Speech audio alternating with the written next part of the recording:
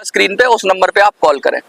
अच्छा, अब आ गई, ये तो हो गई एक बात, आपने वीडियो देख ली, आपने संघर्ष देख लिया। इसी तरीके से आपको संघर्ष लड़ना है जैसे सिंह साहब संघर्ष लड़ रहे थे, जैसे सिंह साहब एक्टिव होकर काम कर रहे हैं, जैसे सिंह साहब जवाब लेना सीख गए।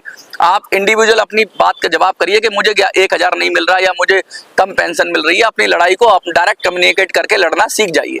अगर सीख गए तो बड़ी सफलता होगी। दूसरी बात कह रहे हैं कि 51 लाख का तमाचा।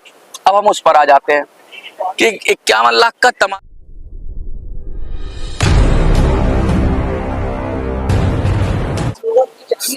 सबसे पहले आज मैं उन मीडिया चैनल्स का धन्यवाद करूंगा जो चैनल्स मेरी बात आप लोगों तक पहुंचाते हैं, पेंशनर तक पहुंचाते हैं, बुजुर्गों तक पहुंचाते हैं। मैं बहुत बहुत धन्यवाद करूंगा जाग 85 का, मैं बहुत बहुत धन्यवाद करूंगा आ वॉइस फॉर यू का, मैं बहुत बहुत धन्यवाद करूंगा मिनी संसद का, दबंग दिल्ली का, कि आपके माध्यम से मेरी बात पहुंच जाती है बुजुर्गों तक और बुजुर्ग उस बात को समझते हैं, करते हैं और उनके अंदर भी ऊर्जा का संचार होता है, ऊर्जा का संचार होता है, चेतना का संचार होता है और उनको अपनी बात, अपनी लड़ाई लड़ने का संचार होता है। तो मैं यही बात कहने वाला हूँ आपको। मोटी बात ये है कि आज से पहले जो वीडियो आई थी वो थी 51 लाख का तमाचा। तो हमने ये तो तय कर लिया था कि हम 51 लाख का तमाचा मारेंगे और वो भी सिस्टम को मारेंगे, सरकार को मारेंगे। कैसे मारेंगे कि 1 करोड़ लोगों को जोड़ेंगे। ये हमने अब तक मोटी मोटी बात, जिसे मैं प्रीफेस कह लूँ या संक्षिप्त में समझा दूं, तो ये हमने कहा था कि 51 लाख लोगों को हम एकजुट करेंगे और 1 करोड़ लोगों तक पहुंचने की कोशिश करेंगे तो 51 तक तो पहुंच जाएंगे। क्योंकि अक्सर ऐसा हुआ जब हमने टारगेट अचीव करने की कोशिश की, हम बिलो द टारगेट जाते रहे। जैसे जब हमने यहाँ पर चुनाव लड़ने की, दिल्ली फतेह करने की बात की तो हमने 7 सीटों की बात की, लेकिन हम 1 सीट पर सिमट गए क्योंकि हम जितना सोचते थे उससे नीचे ही उतर जाते थे। फिर हमने 11 लाख की चेतावनी की बात की तो वहां भी हम लोग 11 लाख तक नहीं पहुंच पाए, टारगेट बिलो रखा। तो इस बार हम कह तो रहे हैं 51 लाख, लेकिन हम कोशिश करेंगे 1 करोड़ के लिए। तो 1 करोड़ लोग अगर हमारे साथ जुड़ जाएंगे तो हम क्या कर सकते हैं, हम एक सिस्टम में तमाचा मार सकते हैं। वो कैसे मारेंगे तमाचा, किसको मारेंगे? हम किसी व्यक्ति को तमाचा नहीं मारेंगे, हम इस सिस्टम को, इस व्यवस्था को तमाचा मारेंगे, जो व्यवस्था हमारा आपका खून चूस रही है, जो हमारी आपकी गाड़ी मेहनत का पैसा पी रही है। अच्छा, इसमें बहुत सारी बातें हैं। लोग कहते हैं कि भाई मनोज तुम आगे बढ़ो, हम तुम्हारे साथ हैं। मैं कभी ऐसा नहीं कहता। यहाँ बहुत सारे नेता भी आते हैं जंतर मंतर पे, मंच पे, कि हमें सपोर्ट दो, हमें सहयोग दो, हम तुम्हारी बात उठाएंगे, हम तुम्हारी बात आगे ले जाएंगे। मेरा नजरिया थोड़ा भिन्न है, थोड़ा अलग है। मैं चाहता हूँ कि आप इतने मजबूत हो जाओ कि आपको मनोज की, फिर एक समय के मैं अभी मनोज आपके साथ है, फिर आपको मनोज की जरूरत ना पड़े और आप अपनी लड़ाई खुद लड़ सको और ऐसे महावीर परमवीर आप बन जाओ, अपनी लड़ाई लड़ सको और अपनी बात कर सको। और इसमें मैं कामयाब होता मुझे दिख रहा हूँ, क्योंकि मैंने जब 11 लाख की चेतावनी की तो बहुत सारे लोग आए, खड़े हो गए और वो सीधा सीधा प्रश्न पूछने लगे। और प्रश्न पूछने की हिम्मत, वो भी देश के प्रधानमंत्री से, ये बताती है कि आप में अब वो जज्बा जाग गया है कि आप अब अपना हक ले लोगे। जब तक आप दूसरे के कंधे पे, दूसरे के सहारे पे चलते रहोगे तब तक बेशक सफलता मिलेगी, लेकिन पूरी नहीं मिलेगी आपको। लेकिन जिस दिन आप अपने पैरों पे चलना सीख गए, जिस दिन आप अपने पैरों पे खड़े हो गए, उस दिन आपकी सफलता को कोई रोक नहीं सकता। और ये सफलता अब आपको मिलने वाली है। कैसे मिलेगी ये भी बताऊंगा, 51 लाख का तमाचा क्या है ये भी बताऊंगा, लेकिन उससे पहले मैं कुछ कहना चाहता हूँ। वो कहना ये चाहता हूँ कि बहुत सारे लोगों ने, करीब करीब हजारों लोगों ने मुझे संपर्क किया और कहा कि पीएमओ ने हमारे पत्र का जवाब नहीं दिया। प्राइम मिनिस्टर ऑफिस है, उसने पत्र का जवाब नहीं दिया। उसको पत्र रिसीव भी हो गया उसको, क्योंकि आपने डाक से भेजा था, पत्र रिसीव हो गया। तब हम क्या करें? बहुत सारे लोगों को जवाब आया, बहुत सारे लोगों को एसएमएस आया तो वो समझ नहीं पाए। लेकिन अंतोतगत्वा ये हुआ कि जो लोग नहीं समझ पाए उनको जवाब तो आ गया है, कोई बात नहीं। लेकिन अगर जिनको जो समझ नहीं, जिनको सचमुच में जवाब नहीं आया है, जिनका कहीं रजिस्टर्ड नहीं हुई है कंप्लेंट, हम उनकी बात करेंगे। मैं उनसे मुखातिब होना चाहता हूँ और उनको बताना चाहता हूँ कि उनको क्या करना है। उनको क्या करना है, उसको करने से पहले मैं चाहूंगा कि 1 मिनट के लिए आप यहीं पे इस बात को, मैं अपनी बात को विराम देता हूँ, 1 मिनट नहीं, 3-4-5 मिनट के लिए, और मैं एक क्लिप लगा रहा हूँ मेरे साथ में। अभी देखना, एक क्लिप चलेगी, इधर चलेगी क्लिप। उस क्लिप में पता होगा कि एक व्यक्ति ने, जो हमारी बात से प्रेरणा लेकर, पहले भी उनकी वीडियो आई है सिंह साहब की, उन्होंने कोशिश की और उन्होंने प्रधानमंत्री कार्यालय में सीधा फोन कर दिया, और आज उनकी जो कंप्लेंट बंद थी वो फिर से चालू होने की बात हो रही है। यानी कि जो प्रधानमंत्री कार्यालय ने जो कंप्लेंट को क्लोज कर दिया था, उस क्लोज कंप्लेंट को फिर से चालू कर दिया। अब ये जो वीडियो देखिए मेघा सिंह जी का क्या एक्सपीरियंस रहा। ये मेघा सिंह जी आ रहे हैं आपकी स्क्रीन पे। नमस्कार, मैं चंद्र विहार से मेघा सिंह बोल रहा हूँ।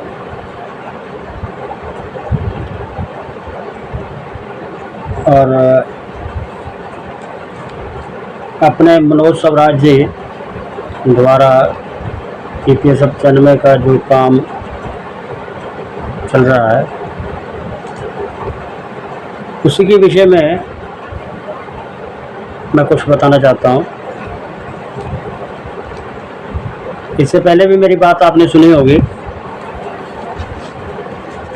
तो सबसे पहले तो 30 जून को धरना हुआ था और एक कंबाइंड कंप्लेंट गई।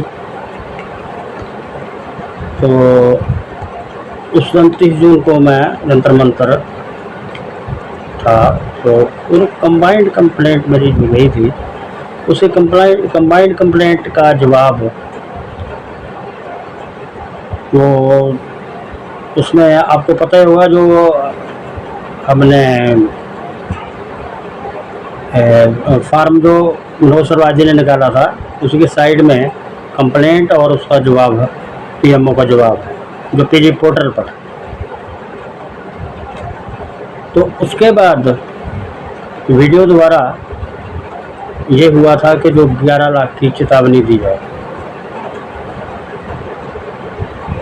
तो उस 11 लाख की चेतावनी में जब मैंने कंप्लेंट दिया, तो उसका जवाब आया था,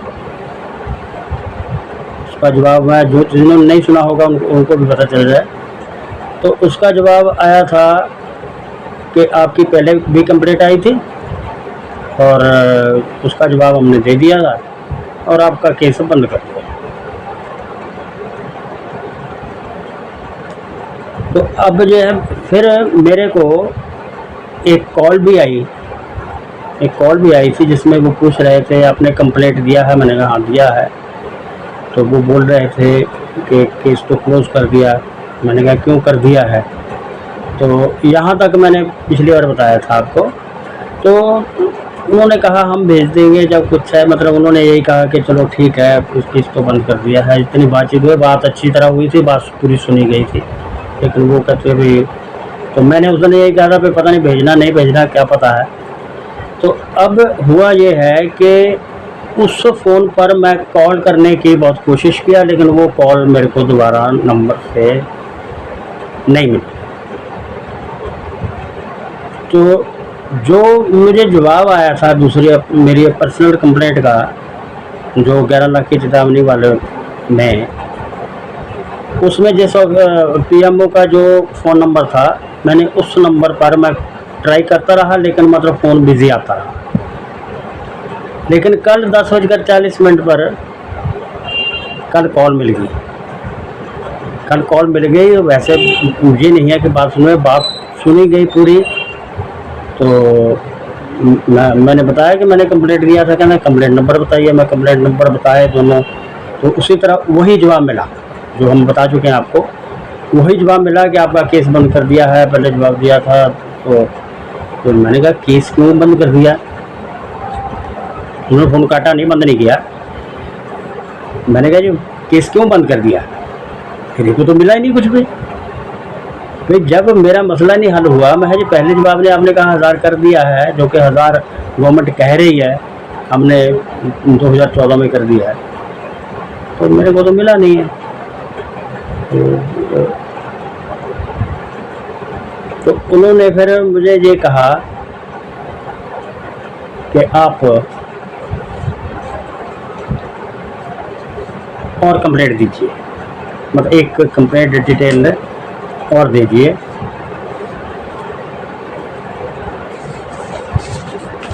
तो ये आप जानते होंगे कि ये तो थी, ये इसी में है, ये कंप्लेंट थी जिसमें पहली कंप्लेंट का जवाब है और ये कंप्लेंट थी नहीं।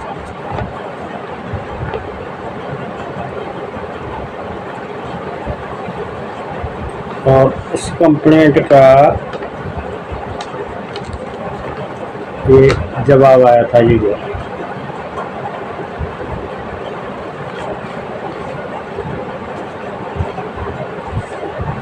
तो कल जब उन्होंने कहा कि आप दोबारा से कंप्लेंट फिर करिए, तो मैंने कल ही दोबारा से अपने बैंक कॉपी अपडेट कराई, बैंक में जाकर अपडेट करवा कर उसकी फ़ोटो स्टेट निकाल कर ये जो पुराने जवाब आए हुए थे ये, और जो उन्होंने कहा डिटेल कुछ लिख के भी देना, तो मैंने लिख कर भी ऐसे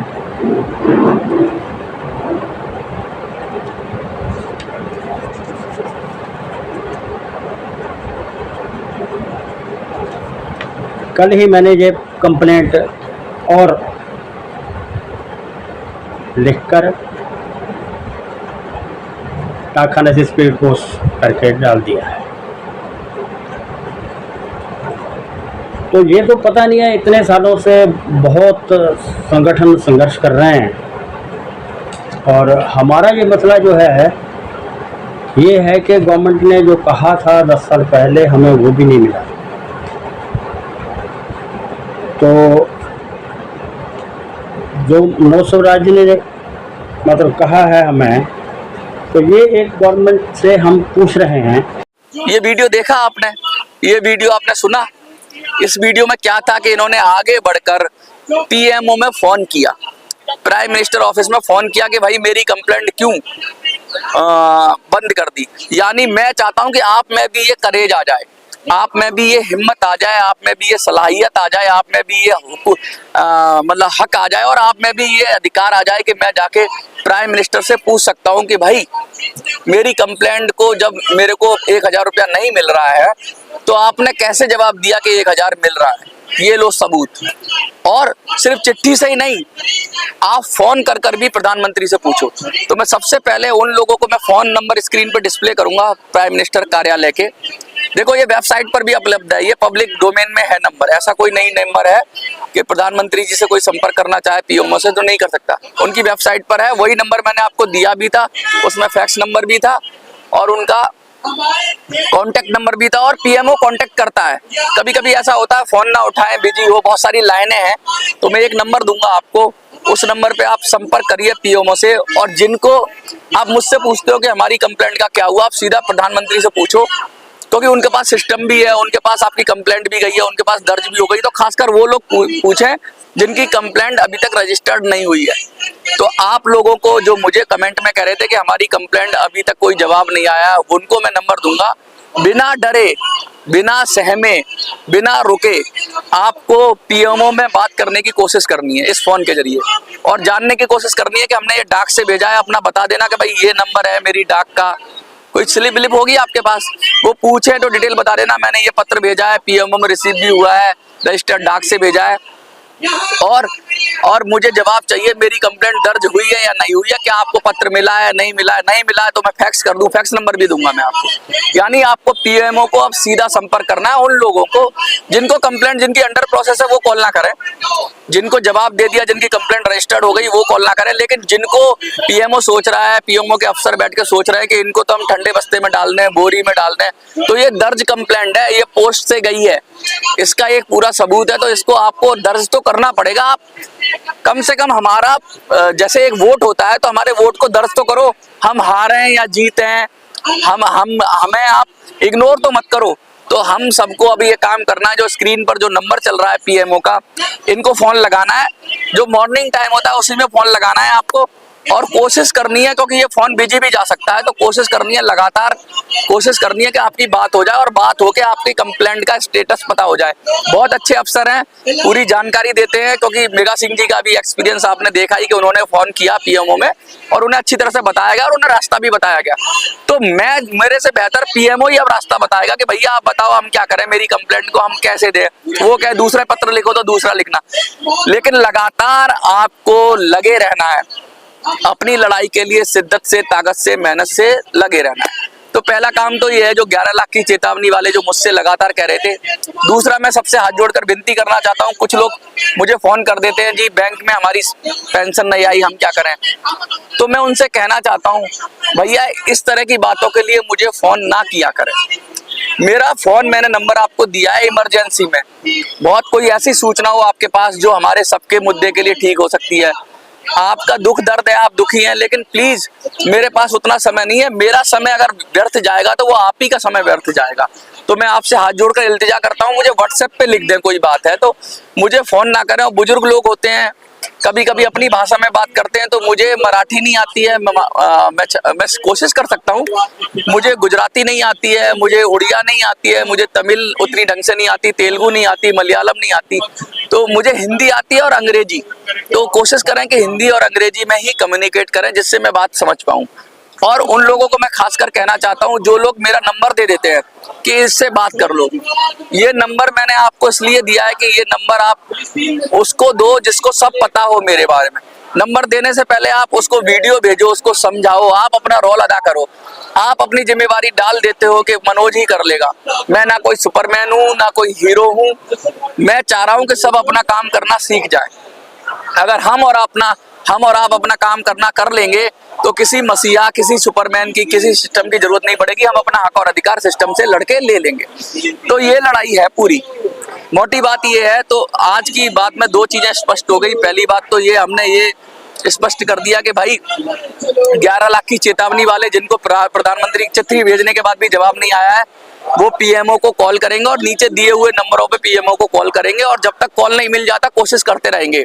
जैसे कौन बनेगा करोड़पति में फोन लगाते हैं ना जीतने के लिए, तो फोन नहीं मिलता, बिजी जाती है लाइन बिजी जाएगी। पीएमओ है भाई, पूरी दुनिया कॉल करती है, लेकिन फिर भी इतनी सारी लाइनें हैं कि कभी ना कभी आपका मौका आ जाएगा। जैसे कि मेगा सिंह जी का आ गया था, तो वो आ जाएगा, उठा लेंगे जैसे ही मौका मिलेगा। और वो फिर बता भी देंगे, उनके पास कंप्यूटर होता है, सब चीज दर्ज होती है, आपकी चिट्ठी पत्री जो भी होगी सब दर्ज होती है, तो सारा स्टेटस बता देंगे। जो लोग इंटरनेट नहीं चला पाते हैं वो इस फोन के जरिए पीएमओ से संपर्क करें और उनसे जानकारी लें और उनको अपनी दुख दर्द बताएं, अपनी समस्या बताएं। वो सब रिकॉर्डेड होता है और वो सब अधिकारी देखते हैं। तो ये काम आपको करना है। यानी अब पीएमओ को अब तक चिट्ठी से नॉक किया था, अब आपको कॉल करके नॉक करना है। और पीएमओ को कॉल इतनी पहुंच जानी चाहिए, मेरा कहने का मतलब हर कोई कॉल ना करे। जैसे मुझको भी परेशानी है, बिगर वजह की कॉल ना करे। अगर आपकी चिट्ठी का जवाब नहीं आ रहा है तो कॉल करें, और आपकी चिट्ठी रजिस्टर नहीं हो रही है तो कॉल करें। ये नहीं कि फालतू में पीएमओ को कॉल कर दें, वो भी ठीक नहीं है। जैसे मेरे को परेशानी होती है वैसे उन अफसरों का किसी और का हक चला जाएगा, कोई जरूरी बात करनी होगी किसी को तो उसको फोन नहीं मिलेगा। तो आप इस बात का ध्यान रखें और ये अपने से सेल्फ से ही आप ये निर्णय लें। लेकिन मैं नंबर फ्लैश कर दूंगा स्क्रीन पे, उस नंबर पे आप कॉल करें। अच्छा, अब आ गई, ये तो हो गई एक बात, आपने वीडियो देख ली, आपने संघर्ष देख लिया। इसी तरीके से आपको संघर्ष लड़ना है जैसे सिंह साहब संघर्ष लड़ रहे थे, जैसे सिंह साहब एक्टिव होकर काम कर रहे हैं, जैसे सिंह साहब जवाब लेना सीख गए। आप इंडिविजुअल अपनी बात का जवाब करिए कि मुझे 1000 नहीं मिल रहा या मुझे कम पेंशन मिल रही है। अपनी लड़ाई को आप डायरेक्ट कम्युनिकेट करके लड़ना सीख जाइए। अगर सीख गए तो बड़ी सफलता होगी। दूसरी बात कह रहे हैं कि 51 लाख का तमाचा। अब हम उस पर आ जाते हैं कि 51 लाख का तमाचा मारेंगे कैसे और किसको मारेंगे। तो मैंने बता दिया कि 51 लाख का तमाचा मारेंगे हम सरकार को, सिस्टम को। क्योंकि कोई भी सरकार आ जाए, कांग्रेस, बीजेपी, सपा, बसपा, आप, साप, अनाप, सनाप, कोई भी कार पार्टी आ जाए, कोई ढर्रा नहीं बदलने वाला है। पिछले आप 10 साल से संघर्ष कर ही रहे हो, क्या कुछ बदला है? और पेंशन की लड़ाई कब से चल रही है? 95 से, जब से पेंशन आई है तब से पेंशन की लड़ाई चल रही है। तो सरकार कोई भी आ जाए, सिस्टम नहीं बदलता है। हमें सरकार और व्यक्ति बदलने पे ध्यान ना देकर हमें सिस्टम से अपना काम करवाने पे ध्यान देना है।